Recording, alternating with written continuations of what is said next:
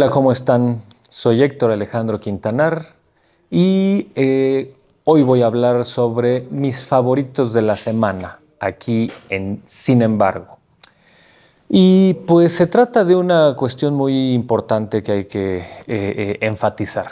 Sin embargo, es una casa periodística donde se pondera fundamentalmente la información, la producción de información y sustentar todo con base en esa información. Parecería un lugar común decir que esto es así, pero no lo es. Vivimos una época donde con sus claroscuros pareciera que muchos consideran que aparecer en un medio significa ante todo ponderar la opinión o que el hecho simple de exhibir una opinión ya es hacer periodismo. Vivimos épocas donde muchas personas con el simple hecho de ponerse enfrente de un celular creen que pueden hacer una reflexión ponderada, profunda, sin necesariamente cotejar lo que dicen, confirmar los planteamientos a partir de los cuales hacen opiniones, y me parece que eso es algo que debemos nosotros criticar fuertemente, porque no hay periodismo sin información. Entonces, creo que vale la pena hacer una disquisición en ese sentido. El periodismo en México, en su larga historia, desde los tiempos de Castorena y Ursúa, el primer periodista mexicano en la época de la colonia, con su reflexión en la gacetilla que publicaba, abrió una brecha y significó una pauta en la historia de este país. El periodismo en México inició como muchos, o en muchos otros contextos, ponderando lo ideológico, la doctrina. Los primeros periódicos publicados en México eran una especie de plataformas políticas donde diversos bandos ideológicos en pugna, liberales, conservadores, anarquistas, de todos los campos políticos, tenían sus voceros impresos. Así nació el periodismo mexicano, ponderando lo doctrinario, ponderando lo ideológico, como una especie de páginas de posicionamiento político ante la situación del convulso país. Y esto no es una crítica, así tenía que ser. Era un momento donde el periodismo estaba en construcción, y lo que quiero yo acentuar es el hecho de que el periodismo nace siempre como un actor político. No es una especie de mirada neutral sobre la realidad. Eso no es así, no puede ser así, y quien diga que así es, simplemente está mintiendo. La humanidad es subjetiva por naturaleza, y a lo más que aspiramos es a convertirnos en seres equilibrados, que conozcan sus sesgos, que conozcan sus limitaciones personales para conocer la realidad, y a partir de esa autocrítica tratar de emitir posicionamientos, opiniones lo más ponderadas, verificadas, equilibradas posibles. Entonces, el periodismo profesional en México o industrial comienza ya en el siglo XX con ese famoso periódico porfirista que era El Imparcial, que fue profesional no porque fuera objetivo o neutral, sino porque ya empezó a producirse en mayor escala. Pero fue hasta ese momento que ya el periodismo en el país empezó a ponderar otras cosas y no solo la vertiente doctrinaria, que era la que había sido la protagónica por muchos, muchos años. Hoy, siglo y cuarto después, nos encontramos en una situación radicalmente distinta.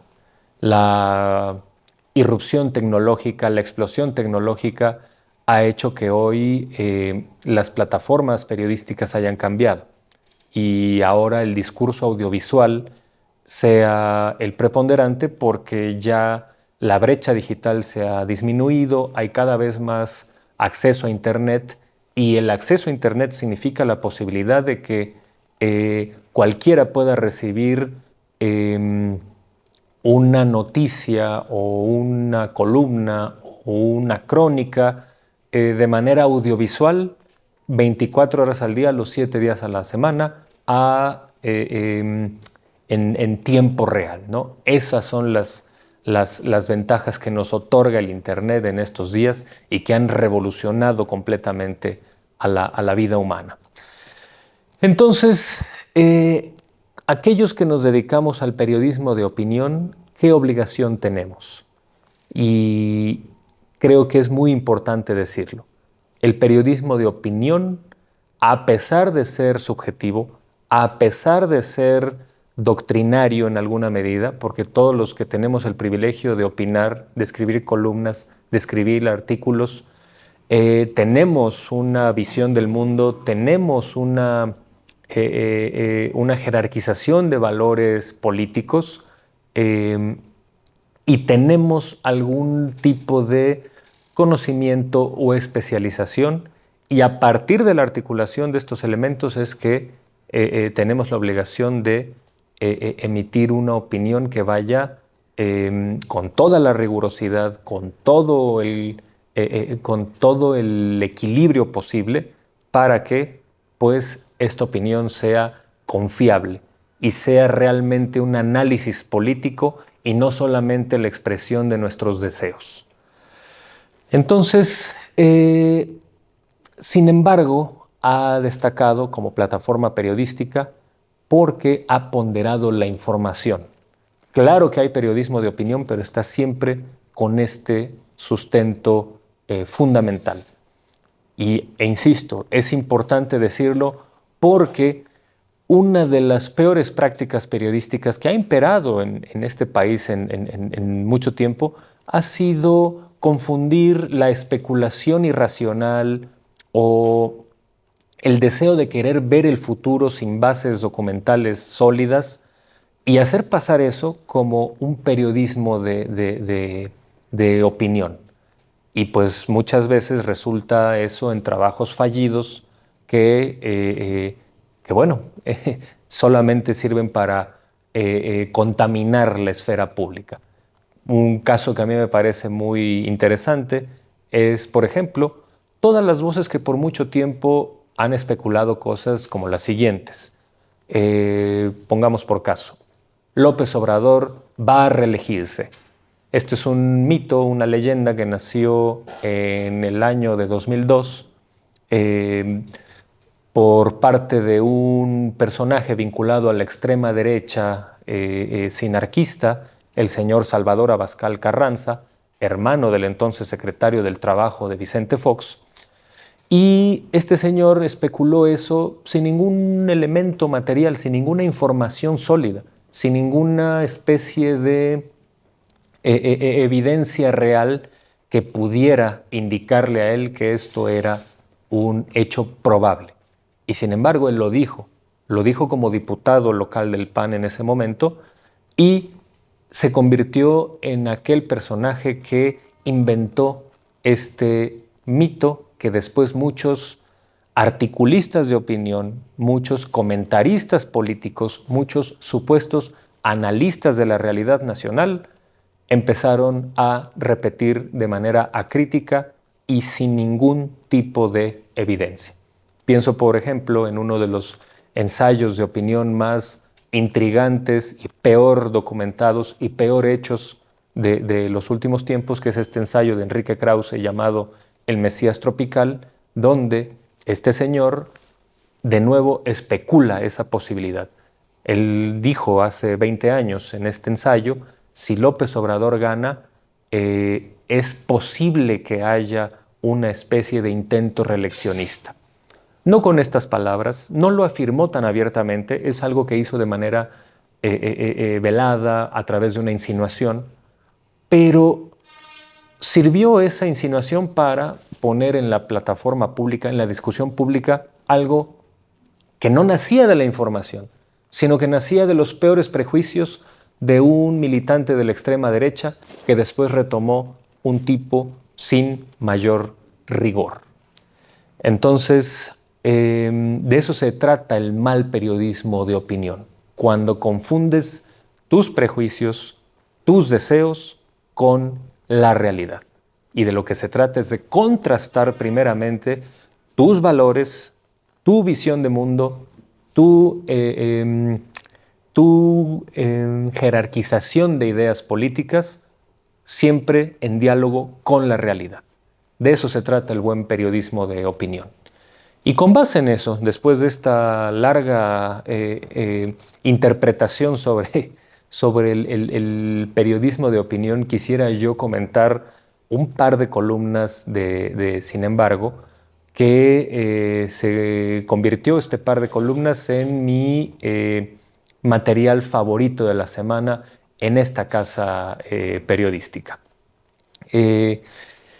El primero de ellos es una videocolumna de Juan Carlos Monedero que se publicó hace unos días, es del miércoles pasado, y esta videocolumna se titula Delcy Rodríguez en Brest-Litovsk. Suena un poco elaborado el título, pero la columna es muy clara, muy contundente por parte de Juan Carlos Monedero, y se dedica el autor, que es un politólogo español muy importante en este momento en la discusión pública de su país y de temas de América Latina, donde Monedero nos habla de la situación en Venezuela vista desde la perspectiva de una agresión imperialista de parte de los Estados Unidos para secuestrar a el presidente en funciones, que era Nicolás Maduro, y Monedero reflexiona sobre cuál debe ser la postura de la presidenta que quedó orillada por las circunstancias indeseables, en este caso Delcy Rodríguez. Y entonces, para tratar de dilucidar qué tendría que hacer Delcy Rodríguez, Monedero retoma un episodio histórico fundamental en el siglo XX. Y es ahí donde está la gracia, la maravilla de la columna, porque retoma los tratados de Brest-Litovsk en el marco de la Primera Guerra Mundial. Yo no voy a repetir desde luego lo que dijo Monedero, pero voy a retomar por qué fue tan importante ese episodio histórico en el siglo XX. Brest-Litovsk, de entrada, es un espacio geográfico en la actual Bielorrusia. ¿Y qué tiene de relevante este tratado? Bien, a grandes rasgos significó lo siguiente. En el primer gran episodio rector del siglo XX fue la Revolución Mexicana. Fue el primer movimiento armado en el siglo XX, el primer movimiento social armado en el siglo XX, y que inició lo que muchos historiadores llaman el ciclo revolucionario. Pero sería la Revolución Rusa la que vendría a simbrar a la historia de la humanidad, porque definió completamente al siglo XX. Y no fue la Revolución Rusa en sí misma, sino que ocurrió en medio de un conflicto geopolítico sin precedentes, que fue la Primera Guerra Mundial, de 1914 a 1918. En 1917 ocurre la Revolución Bolchevique, que vino a conformar un modelo de país en la Unión Soviética que por primera vez iba a disputarle la legitimidad a otras formas de gobierno vinculadas al modelo capitalista. Había ya, a partir de 1917, un país específico con un modelo específico que iba a servir de referente a nivel global para todas las izquierdas del mundo que tuvieran una postura alternativa a el modelo del capital. Pero, ¿qué tiene que ver Brest-Litovsk con esto? Es una cuestión muy, muy importante, porque una de las primeras acciones del gobierno bolchevique fue el pactar con Alemania, que en ese momento era el enemigo público en la Primera Guerra Mundial, y pactaron la paz. A los alemanes les interesaba pactar con los bolcheviques, no porque tuvieran una afinidad ideológica, no porque los alemanes que representaban al imperio prusiano fueran socialistas o algo así, no, para nada. Lo que les interesaba era lograr la paz con Rusia, que la Rusia zarista se había metido a la guerra, y les interesaba la paz para tener un remanso de calma en el frente oriental y así enfocar sus baterías a combatir a otras potencias como Inglaterra y Francia y asimismo prepararse para la eventual entrada de los Estados Unidos en esa Primera Guerra Mundial. Ese era el gran interés de los alemanes, lograr la paz con los rusos porque no querían seguir gastando energías en el frente oriental. Y los bolcheviques querían la paz, pues por obvias razones, para salirse de una guerra que para ellos era una guerra imperialista y capitalista y tratar de enfocarse en construir el socialismo en la naciente República Soviética. Bueno, y ahí es donde viene la cuestión importante, porque esto desde Occidente fue visto como una gran traición y una gran articulación de parte de dos potencias. Occidente vio los pactos de Brest-Litovsk con mucho escepticismo y con mucho enojo, porque para ellos significaba que los bolcheviques estaban otorgándole, regalándole un aliento a el gran enemigo público que era Alemania. Y en esa medida asumieron desde Occidente, principalmente potencias como Francia e Inglaterra, asumieron que la naciente Unión Soviética, o más bien los bolcheviques, eran una especie de marionetas del imperio prusiano. Y que una vez que triunfara la revolución bolchevique y se instaurara el modelo bolchevique, iba a ser un factor al servicio del imperialismo prusiano. Y eso alertó a los Estados Unidos, porque los generales cercanos a Woodrow Wilson, el presidente de ese entonces, supusieron que esto significaría que el imperio prusiano ahora iba a poder invadir a los Estados Unidos porque iba a tener a su disposición el enorme territorio ruso y además por Alaska podrían vulnerar nada menos que a Estados Unidos.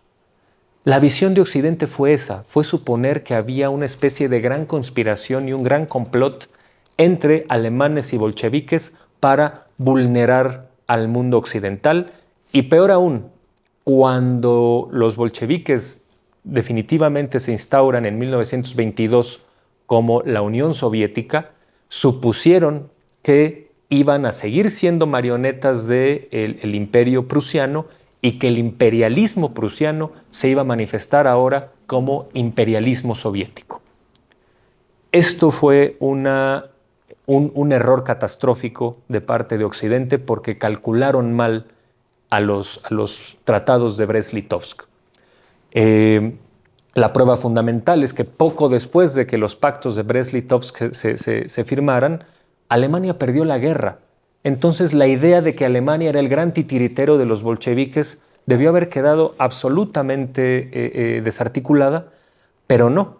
Se pensó que ese imperialismo prusiano, que era el gran enemigo público de la Primera Guerra Mundial, se acendró en los bolcheviques.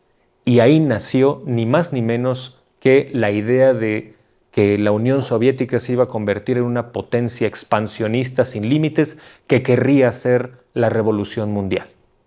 Y esto, ni más ni menos, fue una de las fuentes del nacimiento del fascismo en Europa, que querría el fascismo contener a ese imperialismo bolchevique y ni más ni menos fue una de las inspiraciones ideológicas para que una vez terminada la Segunda Guerra Mundial viniera esa larga andanada que significó la Guerra Fría. Eso ni más ni menos es todo el siglo XX. La mayor parte del siglo XX definida por estos pactos de Brest-Litovsk, el mal cálculo de Occidente y la conformación de un modelo que en ese momento tenía simplemente la intención de generar un proyecto socialista de un solo país, que nunca tuvo en realidad la intención de hacer una revolución global, pero con base en este tratado nació uno de los elementos del sentido común occidental, que fue la idea de una potencia socialista en búsqueda constante de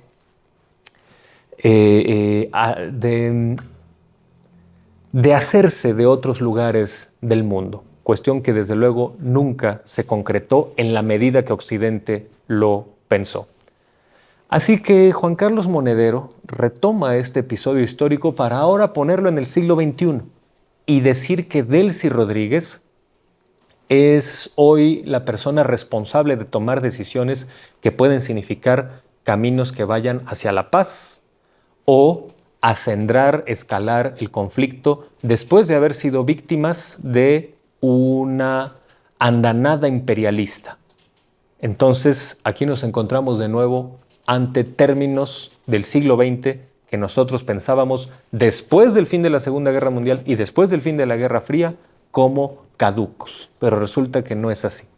Entonces, me parece que el paralelismo histórico que hace Monedero es muy acertado, aunque en el siglo XX se trataba de una cuestión global y acá puede tratarse de una cuestión regional en el siglo XXI, da lo mismo. Hoy el mundo está tan conectado que no podemos obviar esa diferencia.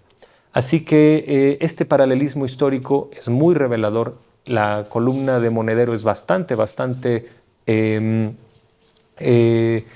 ilustrativa en ese sentido y me parece que vale la pena rescatar estos párrafos que a continuación veremos. Lo que ha ocurrido en Venezuela es en realidad una más de esas operaciones, pero que ha tenido lugar, ya digo, en un país occidental, en un momento en donde el mundo había olvidado que ese es el comportamiento propio de los imperios, y un país con mucho petróleo. Ha generado mayor escándalo también porque ha sucedido en un momento en el que Trump está molestando a demasiada gente. Además lo ha hecho a la luz del día. Y bravucón como es, dice que va a hacerlo en más sitios. La derecha global, claro, siempre necesita algo de relato, incluidos los Estados Unidos. Explicar, por ejemplo, qué pasa con María Corina Machado, insistir en que se quiere frenar el narcotráfico, olvidar el indulto al narcopresidente hondureño Luis Orlando Hernández, o sembrar la duda dentro del chavismo. Porque dividir siempre ha sido una de las armas más codiciadas por los poderosos. Decía que el impasse del secuestro de Maduro ha generado un intento de dividir a las fuerzas del chavismo y para ello han intentado construir un marco en donde Delcy Rodríguez, la nueva presidenta encargada, habría traicionado a Maduro. Algo que no es compatible con la presencia precisamente del hijo de Nicolás Maduro Moros, el diputado Nicolás Maduro Guerra, en la juramentación de Delcy Rodríguez como presidenta encargada. Eso no se explica. Y también de las propias palabras de Maduro desde Nueva York, pidiendo el apoyo a Delcy Rodríguez, apoyando la estrategia de los imperios. Siempre es verdad que hay idiotas útiles que disparando con pólvora del rey, es decir, sin arriesgar nada propio, y desde una supuesta extrema izquierda alimentan sin fundamento alguno esta idea que propaga la derecha. Muy al contrario, la decisión de Rodríguez y el gobierno que la acompaña, cuidado, que es prácticamente el mismo gobierno de Nicolás Maduro, y le ha hecho saber a Trump que la única forma que tiene de garantizar una Venezuela pacífica y poder imaginar su soñado robo del petróleo pasa necesariamente por negociar con el chavismo. Rodríguez continúa la tarea de Maduro, igual que Maduro continuaba la tarea de Chávez, y siempre intentan establecer discontinuidades, los enemigos de los procesos de cambio. El dilema de Venezuela se parece al que tuvo la Unión Soviética cuando le tocó elegir entre la paz o la revolución. Tras llegar en abril de 1917 a Rusia desde Alemania, en aquel tren blindado que le pusieron los enemigos de Rusia, los alemanes, Lenin dio un discurso en la estación Finlandia, en San Petersburgo, que ya se llamaba Petrogrado. Desde 1914 el discurso enfadó a los propios bolcheviques, porque Lenin estaba convencido de que la salvaguarda de la revolución, que entendía que era necesaria, pasaba por pactar la paz con Alemania y con los imperios austrohúngaro y el otomano. Al revés, otros dirigentes querían continuar la guerra. Intentaron los enemigos de la revolución construir el marco de que Lenin era un traidor al servicio de los alemanes, algo que luego se extendió a los bolcheviques cuando entendieron que había que firmar la paz. Y que por eso los alemanes le habían puesto el tren sellado para llevarlo de Suiza a Rusia, a Lenin. Un traidor.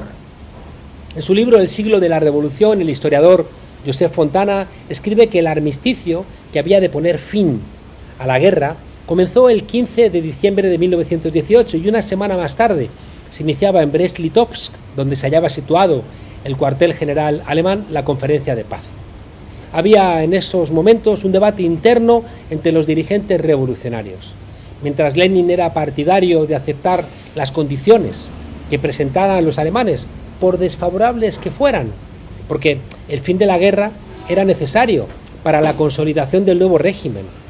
La mayoría de los miembros del Comité Central, por el contrario, ya digo, y en especial Nikolai Bukharin, se oponían a ello, convencidos de que la revolución estaba a punto de estallar en la Europa central.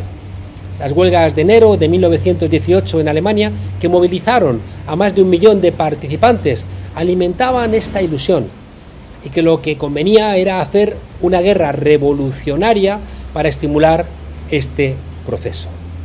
Como tantas otras veces, la discusión entre los que ven la revolución consolidada y los que leen con más frialdad el momento, pues estaba servida. Análisis concreto de la situación concreta, siempre defendió Lenin. Y bueno, si considerábamos la visión de Monedero como algo de carácter más global, vale la pena también hacer una reflexión en lo local. Y en ese sentido va mi segunda columna favorita de esta semana en la plataforma periodística Sin embargo, y esa es la columna de Álvaro Delgado, del periodista y maestro Álvaro Delgado, del día martes 20 de enero de 2026. Bueno, primeramente hay que plantearlo de este modo. Álvaro Delgado, como todos sabemos, es un periodista de larga trayectoria en nuestro país, que yo no lo considero solo un periodista, que es un trabajo extraordinario el que ha hecho en ese sentido. Lo considero también un especialista muy importante en nuestro país en uno de los elementos fundamentales para entender el momento actual, que es ese fenómeno que llamamos la derecha, y sobre todo su expresión más radical, que es la extrema derecha.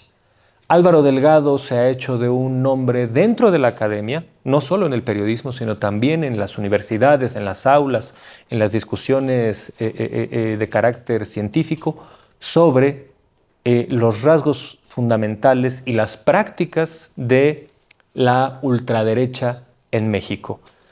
Su labor ha sido no solo premiada con el Premio Nacional de Periodismo por su libro clásico ya, que se llama El Yunque y la ultraderecha en el poder, de hace 23 años, publicado en 2003, que analizaba cómo esta expresión de extrema derecha se había enquistado y era parte estructural del entorno del primer presidente panista en México, que fue Vicente Fox Quesada.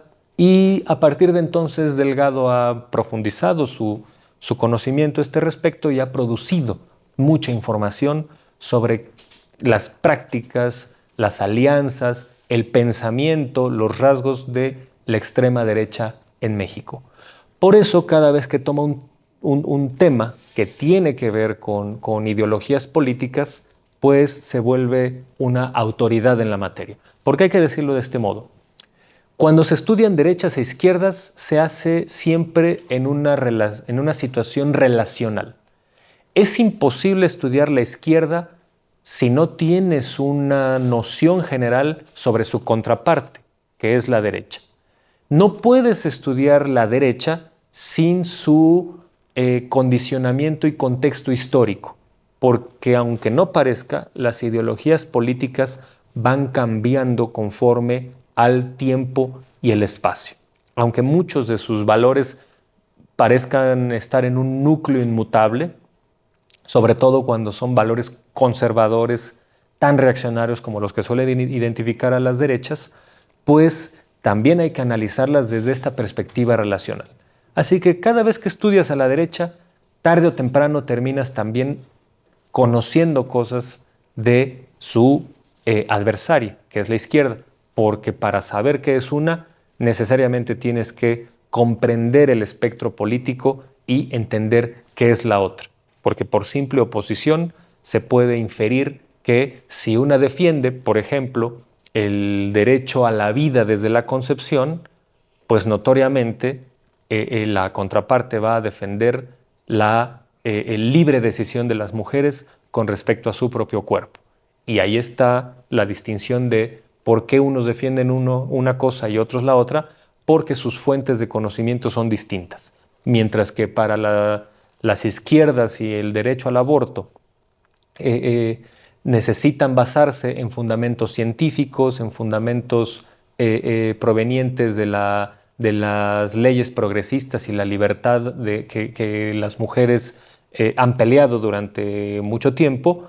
Del otro lado, los fundamentos suelen estar más ligados a lo religioso, no tanto a los científicos, sino a la idea a veces prejuiciosa de que hay un hálito divino que es el que da la vida, cuando no necesariamente la ciencia dice lo mismo.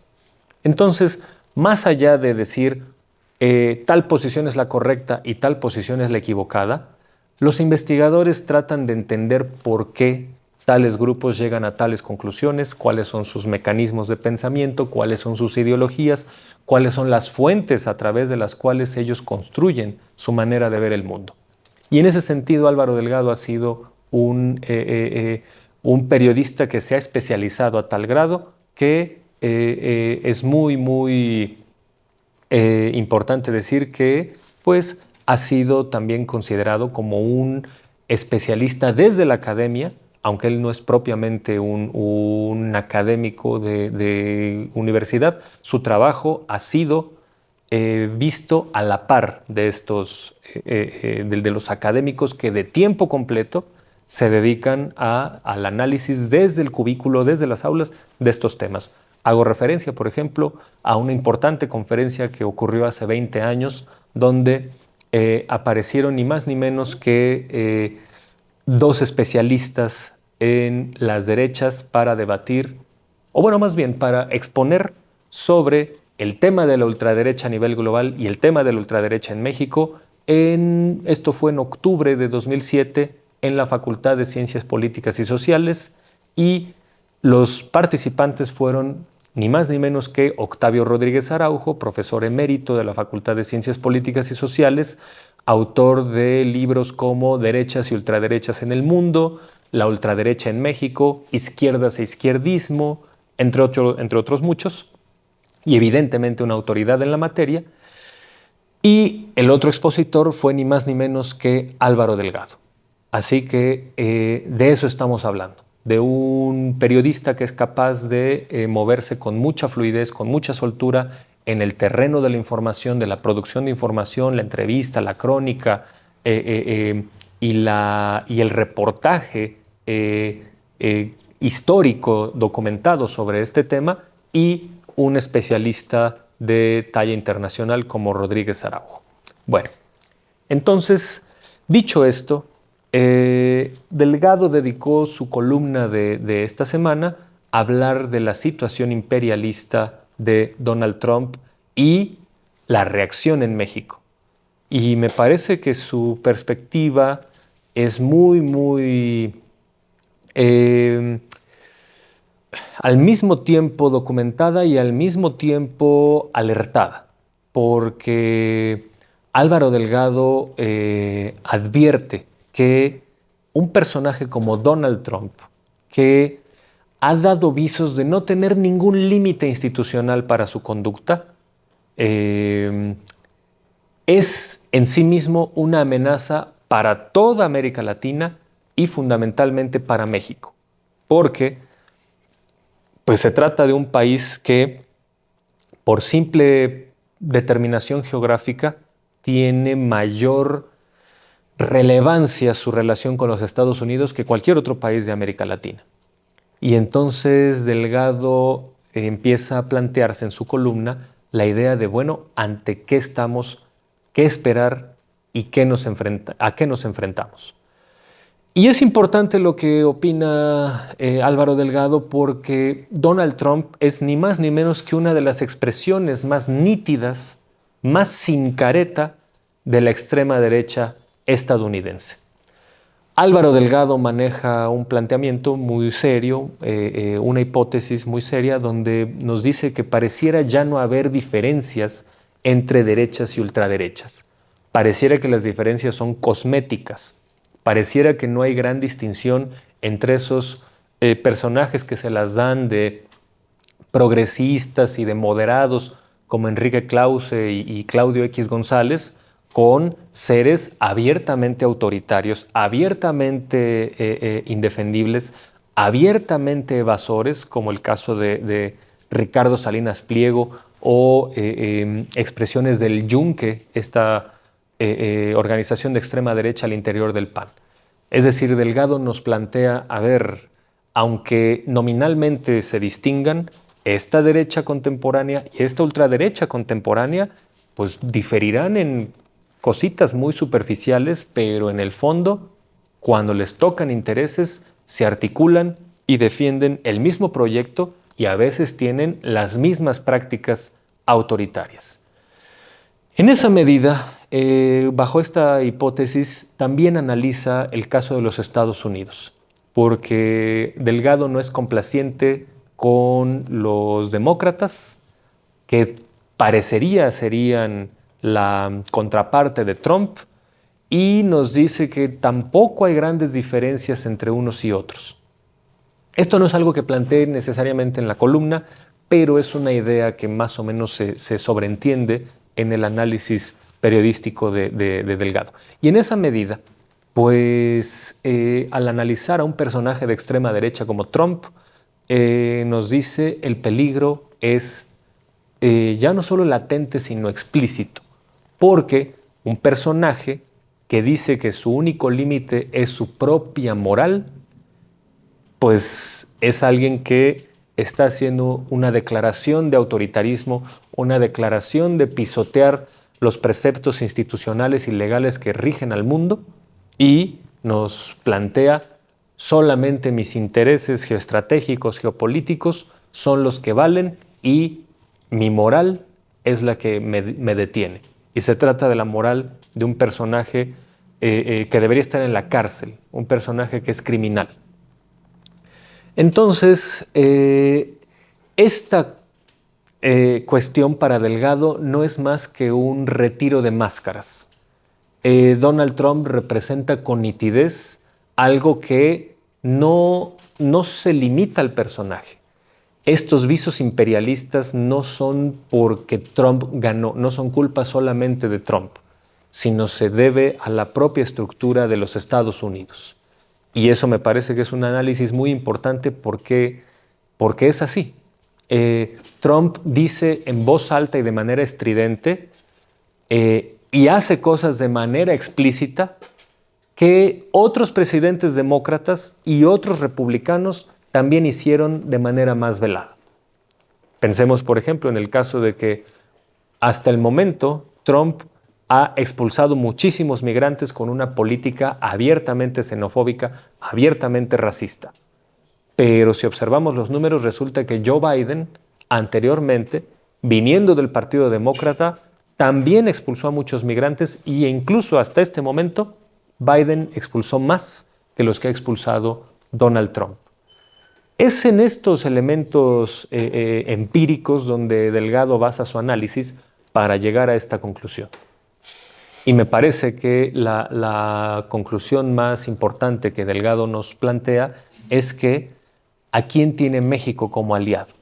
En un momento de vulnerabilidad de toda América Latina, México solo se tiene a sí mismo. México solamente se tiene a sí mismo y a sus ciudadanos para defender su soberanía, que en este momento, como la de cualquier país de América Latina, puede ser vulnerada por la potencia del norte. Y es ahí donde Delgado hace una reflexión que invita a que los lectores se sumen a esta postura, porque una soberanía vulnerable solamente puede defenderse entre todos. Hay 3 países en el mundo, solamente hay 3 países en el mundo que podrían defender su soberanía o que son plenamente soberanos. Y esos países son potencias: Estados Unidos, China y Rusia. De ahí en fuera, la mayor parte de los países padece vulnerabilidades ante estas potencias. Es el caso de México. Y entonces, ¿qué le resta a nuestro país? Jugar sus cartas de manera astuta, retomar una política exterior que sea lo suficientemente sensata como para entender que no puede uno cortar de tajo, ni conflictuarse, ni pelearse con la potencia del norte, porque es un rinoceronte enfebrecido que en cualquier momento nos puede aplastar. Aunque México no tenga la menor simpatía con el proyecto imperialista de los Estados Unidos, por simple colindancia geográfica, México debe guardar ciertas formas, mantener ciertos límites y llevar el diálogo con el vecino del norte a tal grado que se tenga que sentar con personajes absolutamente impresentables que están haciéndole mucho daño a su propio país y también a América Latina. Entonces,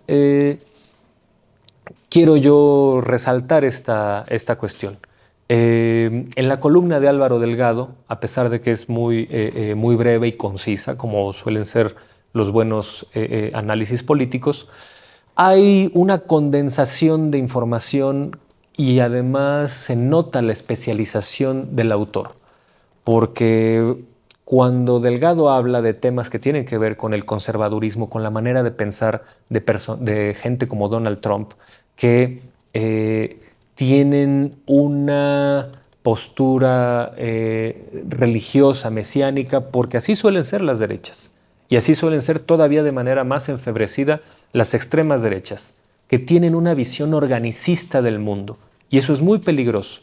Con visión organicista me refiero a que consideran que el modelo de sociedad que ellos creen correcto, lo consideran eterno e inmutable, y consideran que ese modelo social debe estar regido por jerarquías sociales, donde unos seres humanos, por razones no escogidas, valen más que otros.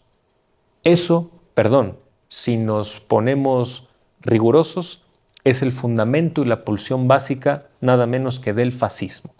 Y Delgado lo ha estudiado muy bien y sabe perfectamente que esa es la expresión que está en este momento dominando la Casa Blanca en los Estados Unidos, porque ya no hay comparaciones forzadas.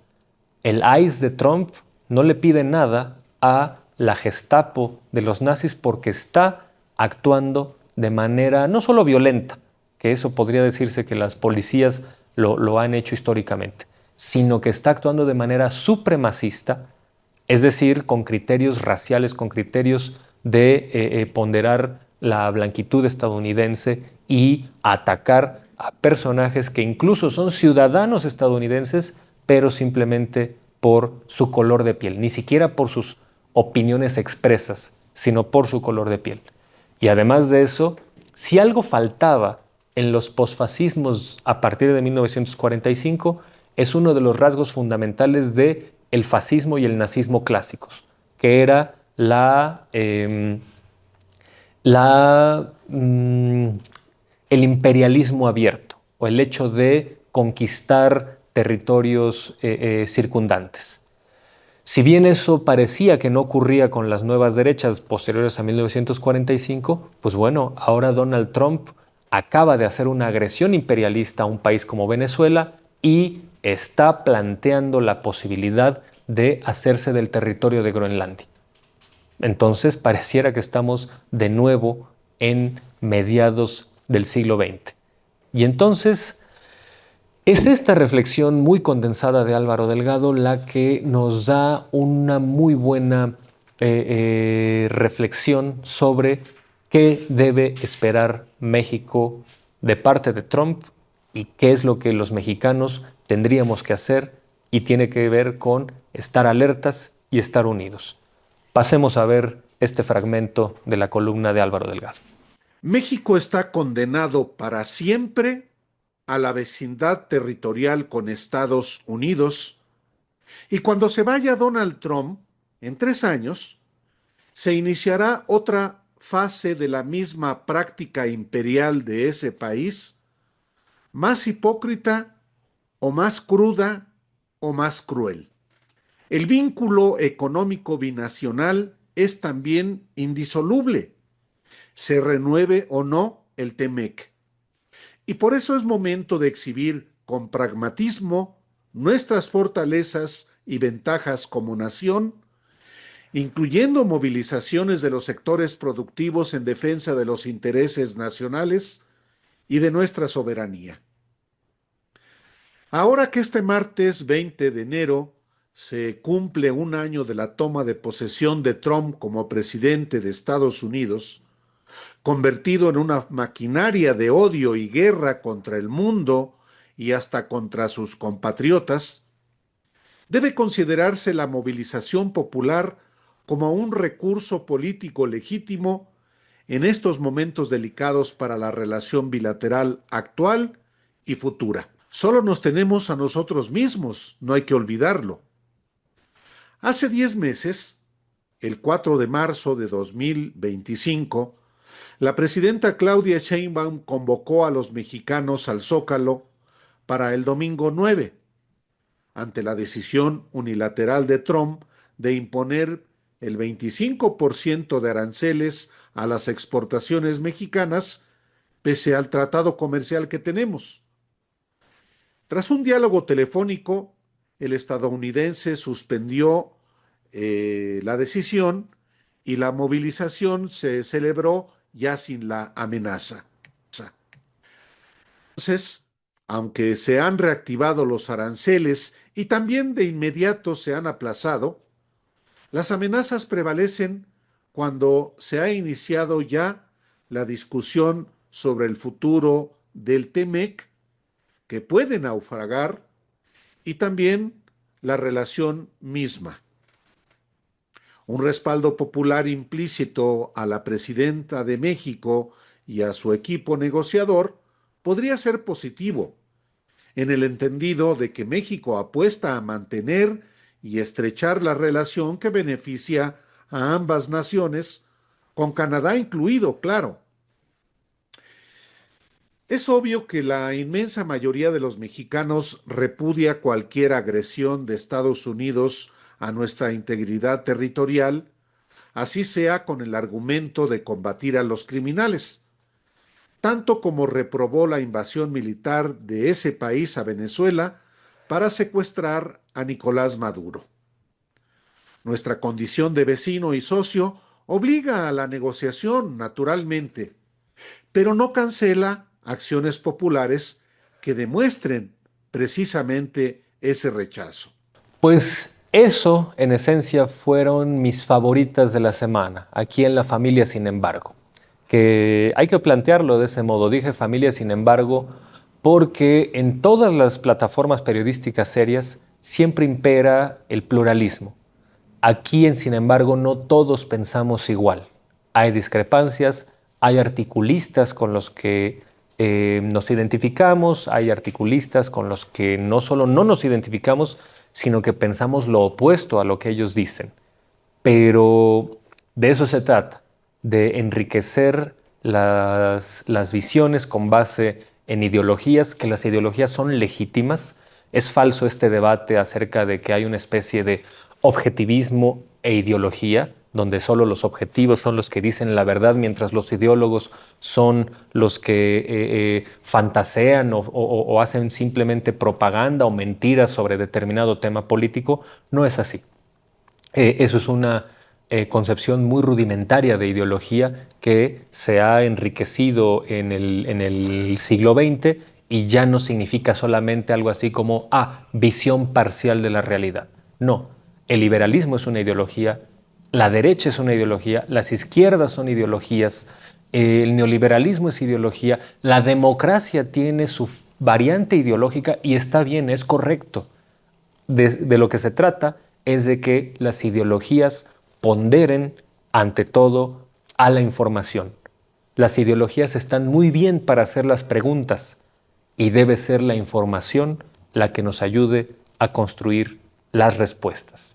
Entonces, ese es el tipo de periodismo que pondera, sin embargo, al aire, y es el tipo de periodismo al cual me enorgullezco de pertenecer. Así que esto fue la sesión de mis favoritos de la semana.